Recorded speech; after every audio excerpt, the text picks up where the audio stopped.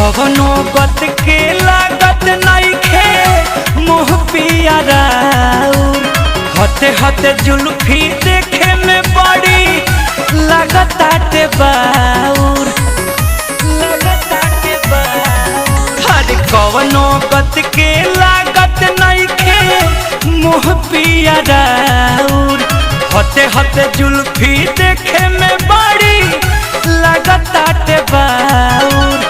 कहतनी जे करी तबे सटे पजरिया दे कहतनी जे करी तबे सटे पजरिया दे जाई आई दाढ़ी बनवा के चूमा डबल डबल राजा ले जाई आई दाढ़ी बनवा के चूमा डबल डबल राजा ले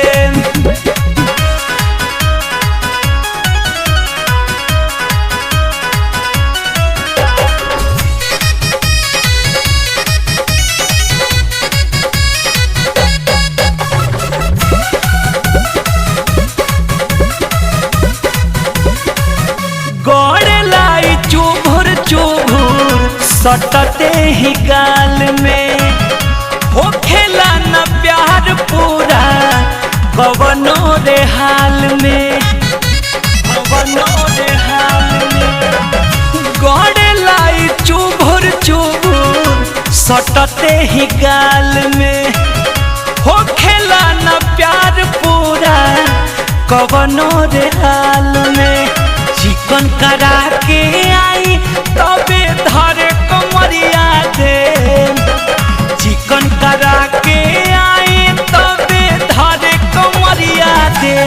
जाई आई दाढ़ी बनवा के चूमा डबल डबल राजा ले त जाई आई दाढ़ी बनवा के चूमा डबल डबल राजा ले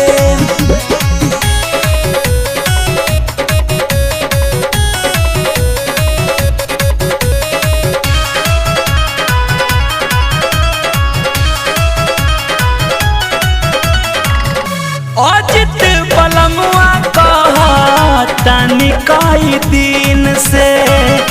घर ही बना ली रौरा रेजर मशीन से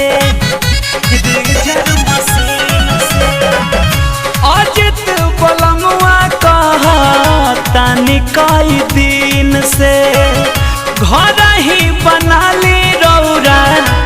रेजर मशीन से जैसे रहेले नितेश देवरू बन जाइना से जैसे रहेले अपू बबुआ बन जाइना से जाई आई दाढ़ी बनवा के चूमा डबल डबल राजा ले जाई आई दाढ़ी बनवा के चूमा डबल डबल राजा ले हर कवनो गत के लागत नइखे मुँह पियरा हते हते जुल्फी देखे में बड़ी लगताटे बाउर कहतनी जे करी तबे सटे पजरिया दे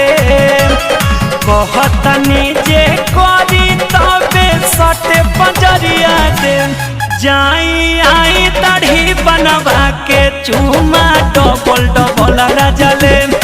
जाई आई दाढ़ी बनवा के चूमा डबल डबल राजा ले।